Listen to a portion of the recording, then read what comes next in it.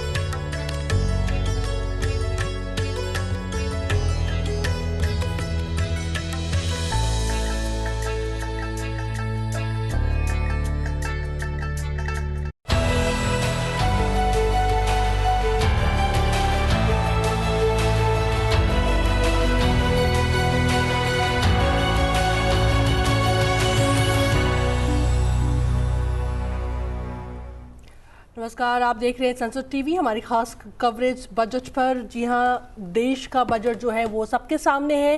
प्रधानमंत्री ने कहा है कि ये विकास का बजट है, ये आम आदमी के उड़ान का बजट है, जिसमें हर किसी को कुछ ना कुछ मिला है। हम अपनी चर्चा को जारी रखेंगे। हमारे साथ कुछ खास मेहमान भी जुड़े हुए हैं। आशुतोष दीक्षित इस वक्त सबसे पहले हमारे साथ जुड़े हैं, हम उनको अपने इस कार्यक्रम में जोड़ना चाहेंगे। स्वागत है सर आपका सर, पहला रिएक्शन मैं प्रधानमंत्री के उनकी बातों से जोड़ करके लेना चाहूंगी। उन्होंने कहा कि आप आम आदमी का बजट लीजिए, सरकार का मकसद केवल खजाना को भरना नहीं बल्कि हमारा मकसद है सेविंग्स कैसे हो आम आदमी की। क्या कहेंगे सर?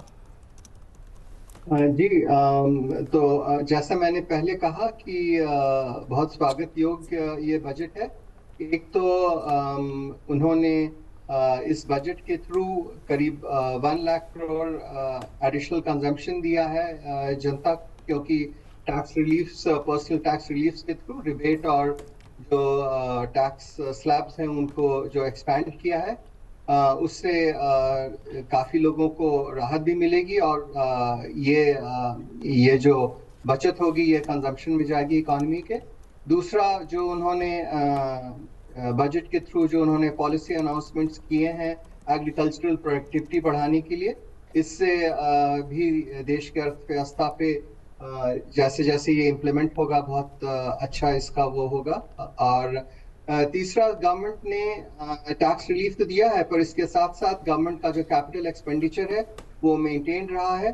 तो इसके कारण जो इन्वेस्टमेंट है बोथ गवर्नमेंट की तरफ से एज वेल एज जो पॉलिसी प्रोनाउंसमेंट्स किए हैं प्राइवेट सेक्टर के लिए for incentivising investments by the private sector, इन दोनों से जो इकोनॉमी की ग्रोथ है उसमें काफ़ी एडिशनल इनपुट मिलेगा। एंड फाइनली ये सब करते हुए भी जो फाइनेंस मिनिस्टर हैं उन्होंने जो अनाउंसमेंट किया था कि फिस्कल डेफिसिट टारगेट है वो फिस्कल डेफिसिट को 4.5% से कम लेकर आएंगी फाइनेंशियल ईयर 2025-26 में। तो वो भी उन्होंने अपना जो अनाउंसमेंट था वो वादा जो है वो निभाया है, क्योंकि इस बार का प्रोजेक्टेड फिस्कल डेफिसिट 4.4% है। सो ऑल इन ऑल ये बहुत सराहनीय बजट है। Absolutely. So we also have some other guests in the studio, but to begin with, good evening viewers. I am Tina Jha. With me is my colleague Pranjali. Joining us in the studio are distinguished guests who will help us analyze what's significant in this budget, which is being seen as a continuity to the budget which was presented by Finance Minister Nirmala Sitharaman in July 2024, soon after the elections. So, but before we get into the fine print, let me begin by introducing the guests. Delighted to have with us in the studio Mr. Ajit Kumar Jha, Assistant Professor, Institute for Studies in Industrial Development, Mr. Mukesh Mohan Gupta, President, Chamber of Indian Micro, Small and Medium Enterprises.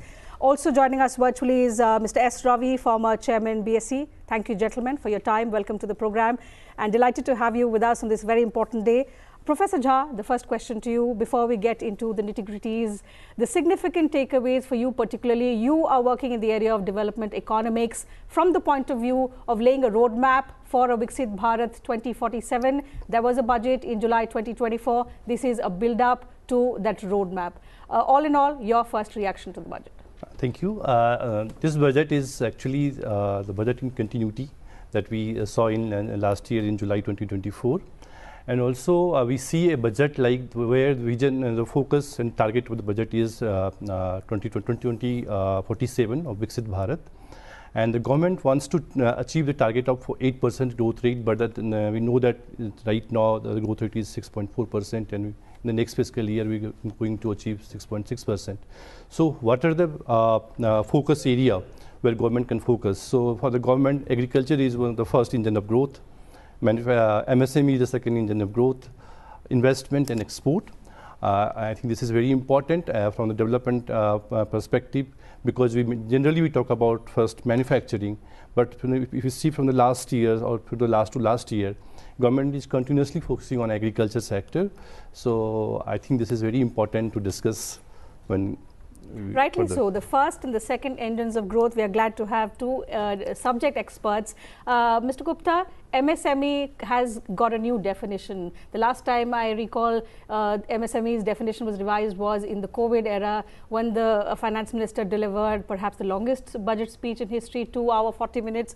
Today it was less than 1.5 hours, but the MSME sector had a lot to gain. Yeah. So the last definition was announced by the Ministry of Micro, Small and Medium Enterprises through a notification in the year 2020. And this year it has been announced in the budget. But I will say that now everything, whatever is there in the business is MSME. So I don't feel that more than 3-4% enterprises will be there which will be out of MSME criteria now, because this was a long demand also. See what happens when any micro and small enterprises, they grow. So they feel that growth should not be their ambition now, because they will be out of various schemes being announced by the stakeholders or the Ministry of Micro, Small and Medium Enterprises. So it has a long demand. Now the Honorable Finance Minister has given more than what was expected or demanded by the micro, small and medium enterprises. So the enterprises having investment up to 125 crore rupees in plant and machinery or the equipment, and the turnover up to 500 crore are covered under the MSME. It's a big thing. I suppose now these MSME will not be shy of any growth in their path. Mister Jha, आप अगर मैं बात करूं तो बहुत छोटी छोटी चीज़ों का बहुत इस बजट में ध्यान रखा गया है, जिसका जिक्र वित्त मंत्री ने, प्रधानमंत्री ने भी किया है, और कई जो रिएक्शंस भी आए उसमें भी ये बात पता चल रही है। क्या आप समझा सकते हैं कि महिला से लेकर के किसान, उसके बाद में जैसा कि MSME सेक्टर की बात, और ख़ास करके जो टूरिज्म सेक्टर है उस पर सबसे ज़्यादा फोकस है, इसका क्या बड़ा फ़ायदा? क्योंकि बहुत शॉर्ट में ही PM ने भी अगर अपनी बात रखी, वित्त मंत्री ने रखी, तो बोले इसका लॉन्ग टर्म फ़ायदा देखने को मिलेगा। अगर मैं टूरिज्म की बात करूं तो 50 जगहों को जो है वो आइडेंटिफाई किया जाएगा, वहाँ पे होटल्स बनाए जाएंगे, और कह रही है वो कि पहली बार ऐसा है कि उसे हम इंफ्रा के अंदर लेकर के आ रहे हैं। इसका क्या लॉन्ग टर्म? आपने महिला से शुरू किया, मुझे लगता है ये बहुत इंपॉर्टेंट है, मैं वहीं से स्टार्ट करूँ। गवर्नमेंट ने, आप देखेंगे बजट में, तो गवर्नमेंट ने बोला है कि जो महिलाओं की जो भागीदारी है इकोनॉमी में, वो आने वाले समय में 70% तक ले जाना है।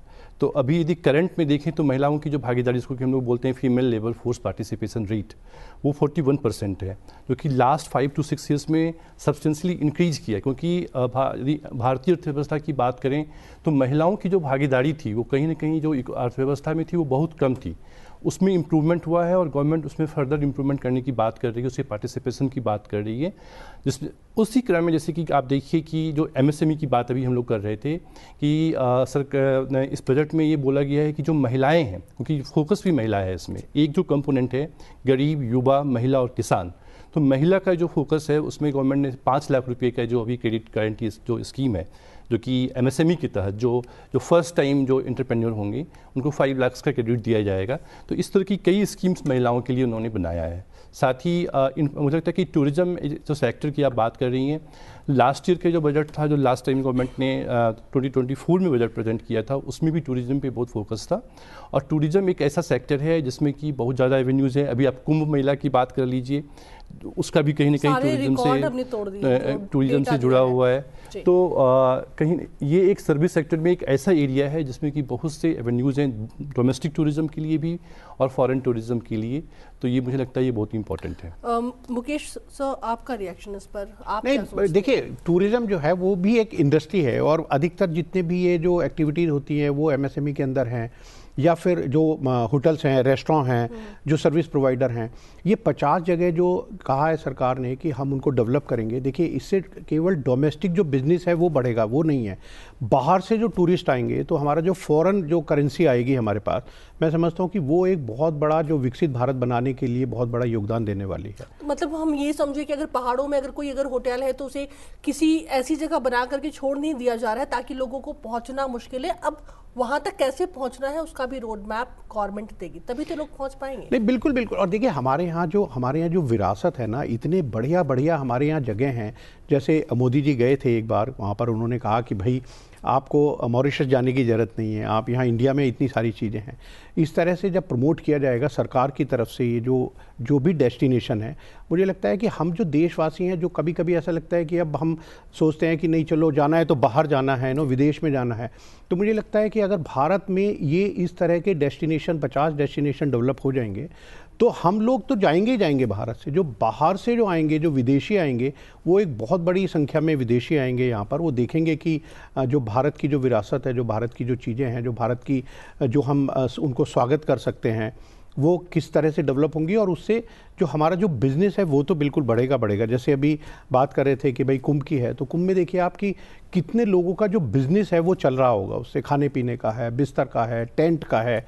हम देख रहे थे कि वहाँ पर 1-1 लाख रुपए पर नाइट का जो टेंट का है वो रेंट अगर हो रहा है, तो ये सब कुछ इंडिया में पैसा आ रहा है। एक चीज़ मैं ऐड करना चाहता हूँ इसमें, जैसे आपने पहाड़ों की बात की टूरिज्म को लेके, तो मुझे लगता है कहीं ना कहीं सस्टेनेबल टूरिज्म को लेके भी ध्यान देने की बहुत ज़रूरत है कि किस तरह का टूरिज्म किस एरिया में विकसित किया जाए। क्योंकि यदि पहाड़ों पे अब होटल की बात कर रहे हैं कि हम होटल बना देंगे तो फिर वहाँ पे टूरिस्ट भी आने चाहिए, तो मुझे हम लोग कहीं ना कहीं जो जिस तरह की जो फ्रेजाइल कंडीशंस में चीज़ें हो रही हैं, जो कैलेमिटीज़ वगैरह आ रही हैं, तो उसको भी ध्यान में रखते हुए मुझे लगता है गवर्नमेंट ने इस पर ध्यान दिया ही होगा प्रॉपरली इस टूरिज्म को, कि टूरिज्म सस्टेनेबल भी हो। Sure, we'll talk about that aspect in just a bit, but at this point, let me also welcome Mr. S. Ravi, former Chairman BSc, on the program.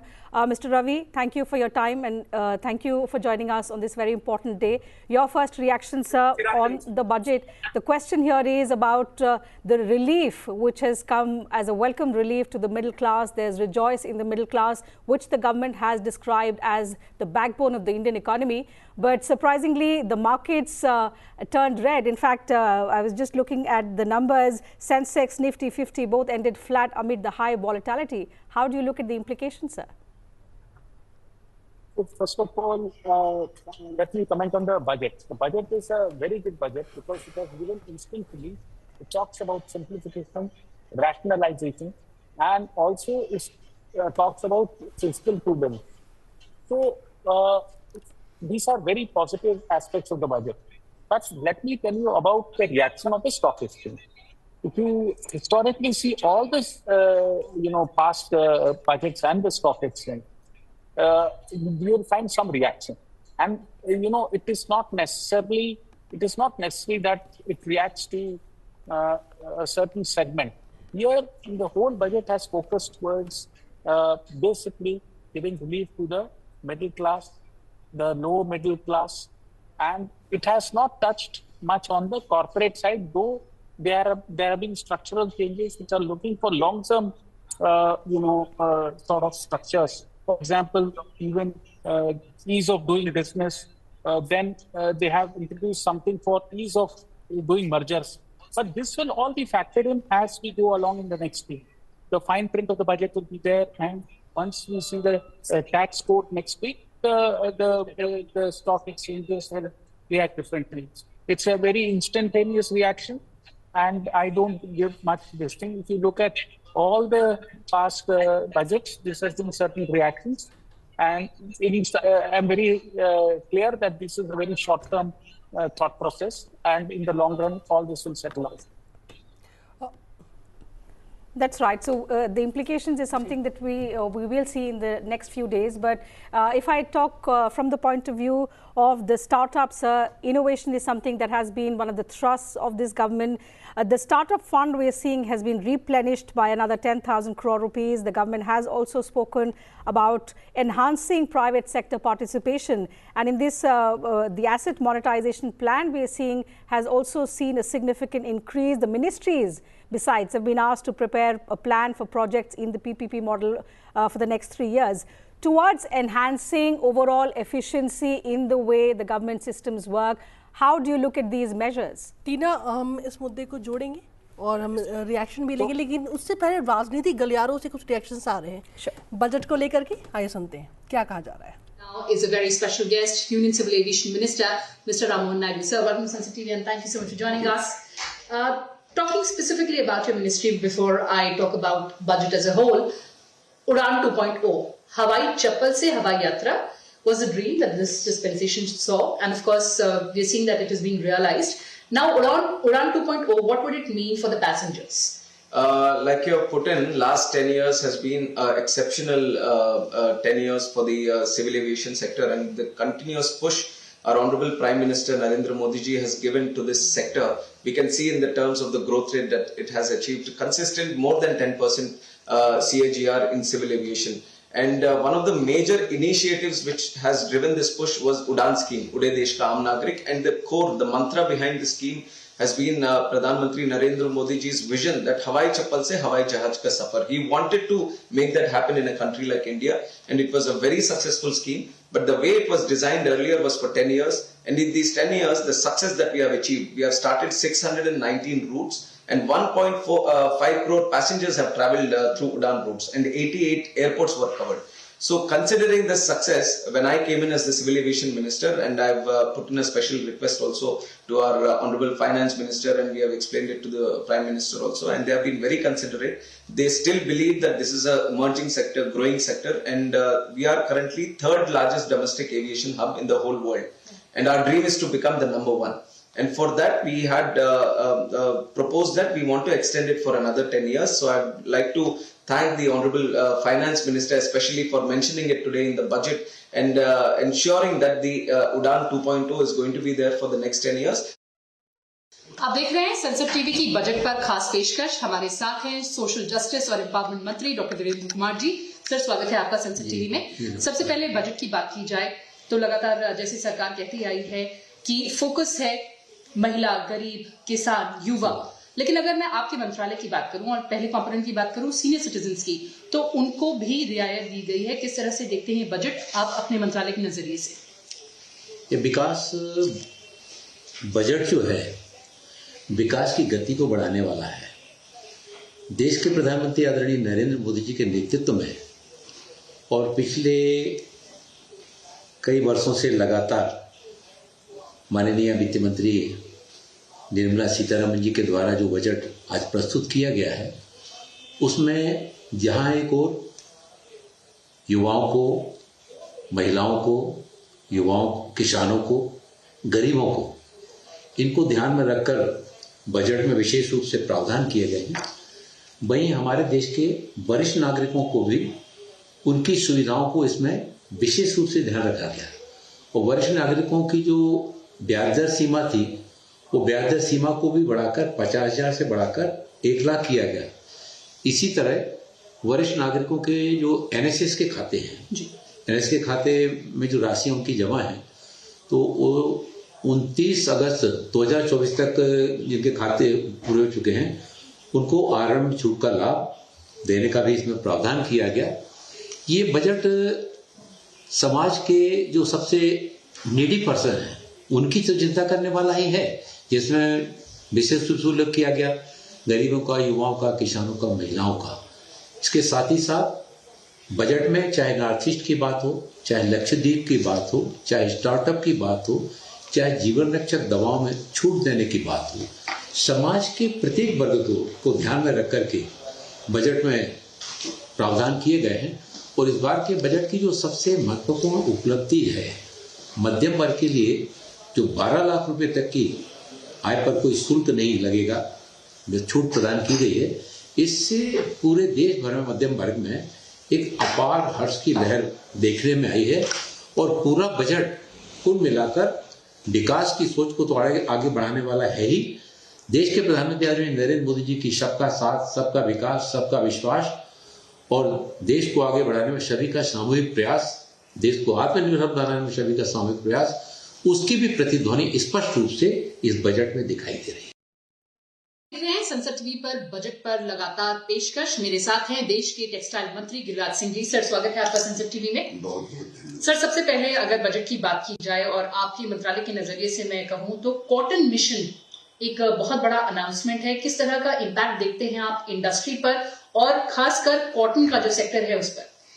देखिए, दुनिया में कई देश कॉटन का उत्पादन करते हैं, लेकिन अब धीरे धीरे हम भारत लगभग लार्जेस्ट देशों के रूप में उभर रहे हैं और हमारा उत्पादकता प्रति हेक्टेयर दुनिया से कम है। प्रधानमंत्री ने जो ये आज की बजट में कॉटन मिशन लाया गया है, ये एग्रीकल्चर के साथ मिलकर के हम वैसे उस पर जो काम करेंगे उसमें उत्पादकता को बढ़ाएंगे, क्योंकि नेचुरल फाइबर में भारत आने वाले दिनों में हम दुनिया के लीडर के रूप में उभर करके आएंगे। इसीलिए मैं इस बजट में टेक्सटाइल सेक्टर में किसानों के लिए कॉटन कौन उगाता? किसान। और फिर ये किसान किसके लिए उत्पादित करते हैं? इंडस्ट्री के लिए। इंडस्ट्री किसके लिए काम करता? मजदूरों के लिए, देश के लिए, एक्सपोर्ट के लिए। अब टेक्सटाइल के सेक्टर में टोटल एक्सपोर्ट पर दिया गया, लेकिन टेक्सटाइल एक मेजर पार्ट है एक्सपोर्ट का। हमने रखा भी है 2030 तक हम कैसे $100 बिलियन तक जाएं, ये मेरा लक्ष्य भी रखा गया है। तो मैं समझता हूं कि कॉटन मिशन और एक्सपोर्ट में दी गई छूट हमारे डिपार्टमेंट के लिए एक बहुत बड़ा माइलेज मिलेगा, माइलस्टोन का काम करेगा। और जब हम डिटेल में जाएंगे तो मुझे लग रहा है और कई चीजें हैं जिसको हम समाहित करके ये टेक्सटाइल के सेक्टर को एक बड़ा सेक्टर के रूप में इस बजट में उसे ध्यान देके रखा गया है। क्योंकि चाइना का कॉटन उत्पादन धीरे धीरे घट रहा है। हो सकता है कई कारण हो, मैन पावर हो, लेकिन आने वाले दिन में भारत दुनिया का इस कॉटन मिशन जो बजट में दिया गया है, इसके कारण हम एक लंबी छवि। आप देख रहे हैं संसद टीवी पर बजट पर लगातार खास पेशकश। मेरे साथ हैं बेहद खास मेहमान, देश के लॉ एंड जस्टिस मंत्री अर्जुन राम मेघवाल जी। सर, बहुत बहुत स्वागत है आपका संसद टीवी पर। बजट की बात करूं तो एक विकसित भारत का रोड मैप तो है, साथ ही फोकस है महिला, गरीब, पिछड़ा, युवा। सर, किस तरह से आप देखते हैं इस बजट को, जो आशा है विकसित भारत की, उसको पूरा करते हुए? देखिए, आज जो हमारे वित्त मंत्री जी ने बजट पेश किया, जैसे आपने कहा, कीर्ति जी सही कहा कि ये विकसित भारत का रोड मैप है, आत्मनिर्भर भारत का भी ये रोड मैप है। और जितने भी सेक्टर हैं जिसको हम डेवलपमेंट के सेक्टर कहते हैं या गुड गवर्नेंस के सेक्टर कहते हैं, सबको आगे बढ़ने का इसमें अवसर भी है। आप देखेंगे बजट भाषण में पहला कौन सा इंजन? एग्रीकल्चर का। हमारा एग्रीकल्चर बढ़ेगा, एग्रीकल्चर सेक्टर बढ़ेगा तो देश आगे बढ़ेगा। दूसरा कौन सा हमारा ग्रोथ का इंजन? इन्वेस्टमेंट का। इन्वेस्टमेंट भी दो तरह का होता है, पब्लिक इन्वेस्टमेंट और प्राइवेट इन्वेस्टमेंट, और दोनों ही इन्वेस्टमेंट बढ़े, इसमें इस बजट में ध्यान रखा गया है। तो ये दूसरा हमारा ग्रोथ का इंजन। तीसरा हमारा जो ग्रोथ का इंजन है जो एमएसएमई सेक्टर है, और चौथा हमारा ग्रोथ का इंजन है एक्सपोर्ट, इंडस्ट्रियल डेवलपमेंट। इसका मतलब सभी सेक्टर का ध्यान रखा है। एग्रीकल्चर सेक्टर, हमारा एमएसएमई सेक्टर, हमारा इन्वेस्टमेंट सेक्टर और हमारा इंडस्ट्रियल डेवलपमेंट और एक्सपोर्ट का सेक्टर। इन सारे सेक्टर का ध्यान रखते हुए जो ईज ऑफ लिविंग, इसका एक कोर सब्जेक्ट भी है इस बजट का। जो भी नागरिक अपनी कोई एक्टिविटी करते हैं, इंडस्ट्रियल एक्टिविटी या कोई एग्रीकल्चर एक्टिविटी या कोई छोटा कोई कारोबार, उनको कोई अननेसेसरी तंग नहीं करे। इसलिए आपने देखा होगा कि ये सिंप्लीफिकेशन ऑफ द प्रोसीजर, उसका भी ये बजट है। तो इस बजट के कई खूबियां हैं और सब सारी खूबियां मिलती है तो ये बजट भारत को विकसित भारत बनाने वाला बजट है। So while the Prime Minister hailed the budget as a Janta Janardhan ka budget, you heard what the political leaders, the union ministers had to say about the budget. It may have been underwhelming for the markets, as we were discussing with Mr. S. Ravi earlier, but the government's fiscal prudence has been a positive step. The thrust overall has been to boost consumption by providing the much needed relief to the middle class, and also in continuity, the government has announced some reformative measures. Towards that, we will try and ask Mr. S. Ravi about the efforts to accelerate private sector participation. Mr. S. Ravi, a slew of measures we heard the finance minister announce in a build-up to what the government has already been doing towards increased public-private partnership to boost infrastructure development. How do you read into the measures that were announced by the finance minister this morning? So there are multiple measures, right from the startups, where there is 10,000 crore of extra capital that has been provided. There are 1,41,000 odd startups registered with BPIT. So I think there is a lot of effort to see that the funding of the startups is there, because the failure rate amongst the startups is very high. Just to eradicate that, they have done this. Second, if you look at the credit guarantee scheme for MSMEs has been extended. So that is, and has been increased, has been doubled. Why has it been doubled? Because liquidity is the most important thing, and nearly 40% of India's manufacturing is done by the MSME and SME segment. So these are two important steps. Then if you look at private-public participation, also the ease of mergers, for example, that has also been brought in. Even sectors like even agriculture, where agriculture production enhancement, there are various issues that have been brought in. For example, urea plants have been also set in.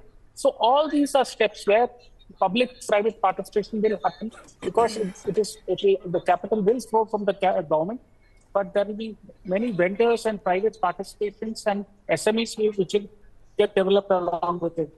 So I feel from that perspective, every aspect has been covered. Now, about artificial intelligence also, if you look at 3 different initiatives have been taken there, so which is also a great step.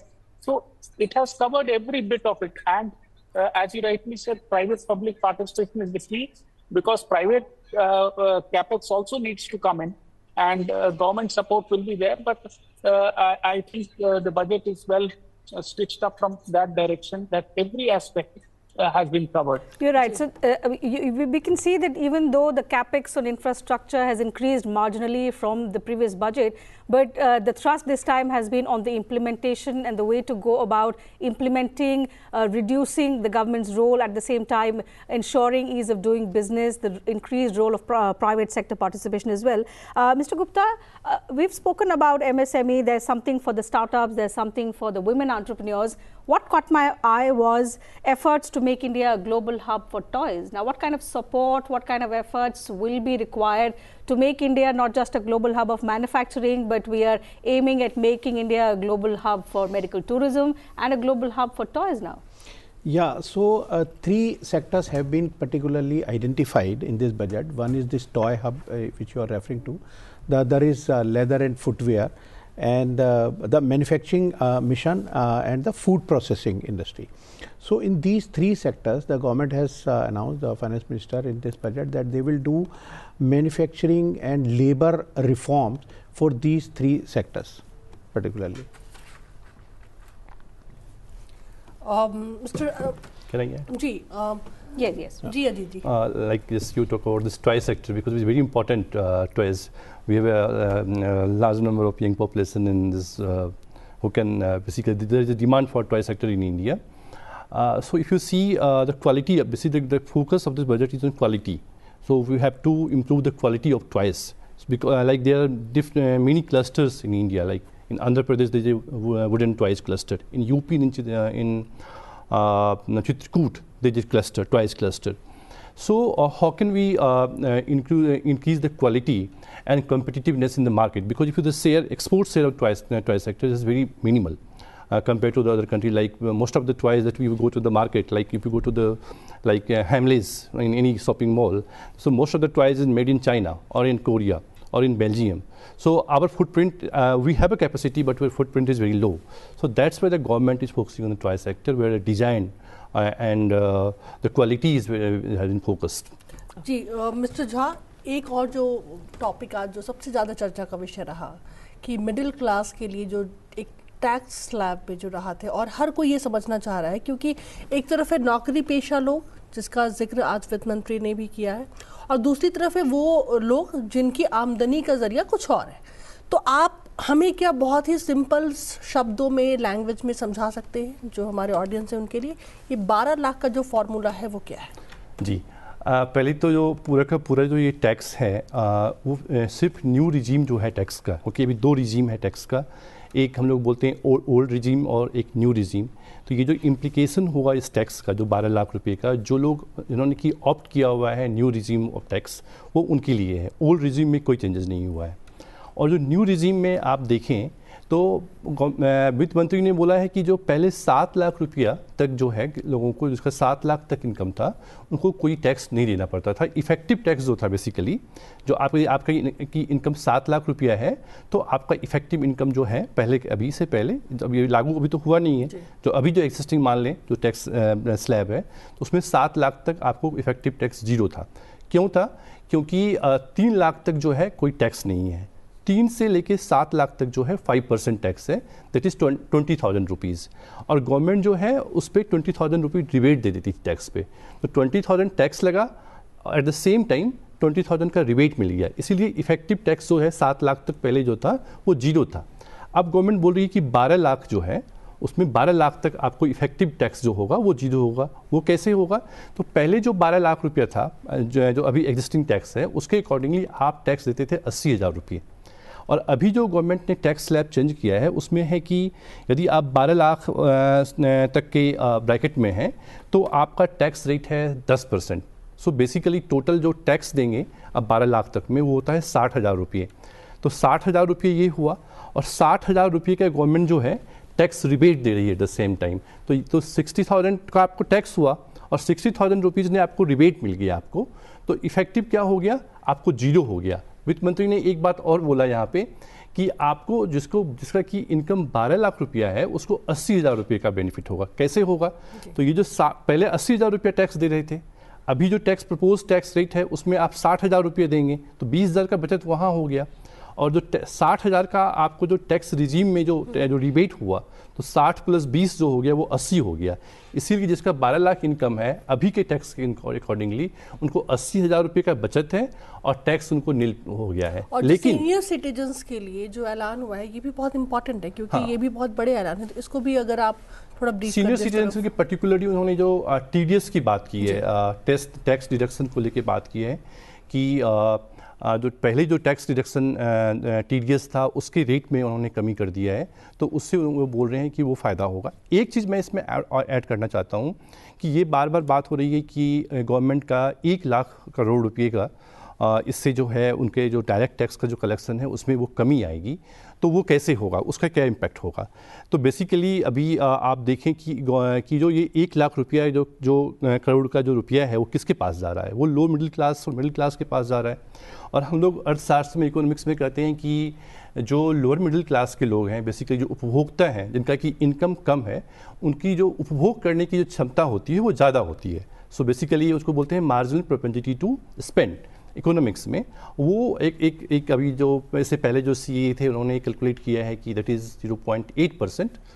सो उसके accordingly जो है, जो हमारा multiplier होता है, जो हमको बोलते हैं कंजम्पशन एक्सपेंडिचर मल्टीप्लायर। हमें समय देने के लिए मेरा नाम है अजय मिश्र और मेरी साथ इस sectors, but right now it's the finance minister's turn. It's her interview with the public broadcaster Doordarshan. Let's listen.